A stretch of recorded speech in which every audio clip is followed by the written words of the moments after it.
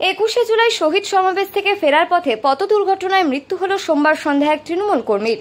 ঘটনাটি ঘটেছে বর্ধমানের 19 নম্বর জাতীয় সড়কের নবাবহাট এলাকায়।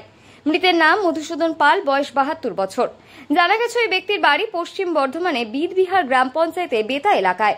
সূত্রের খবর, বাড়ি ফেরার সময় তাদের বাস থামে জাতীয় সড়কে। তিনি বাস থেকে নেমে রাস্তা পার হচ্ছিলেন, তখনই বেপরোয়া গতিতে আসা একটি বাস মধুসূদন বাবুকে ধাক্কা মারে। প্রচন্ড রক্তক্ষরণের জেরে মৃত্যু হয় তার।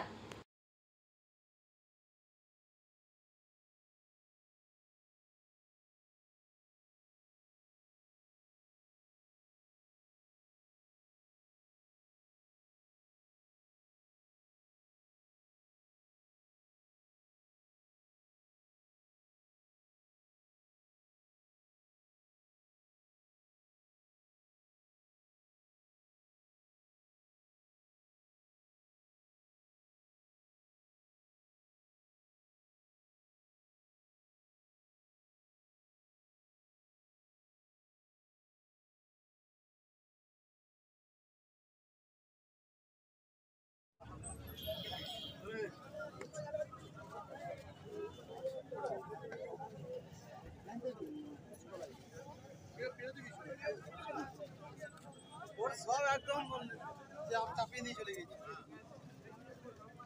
এখানে সব গাড়ি মুড়ি সব বেরিয়ে গেছে।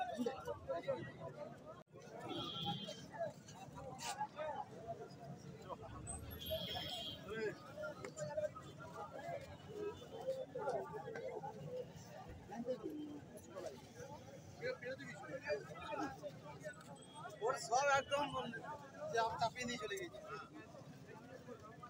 এখানে সব গাড়ি মুড়ি সব বেরিয়ে গেছে।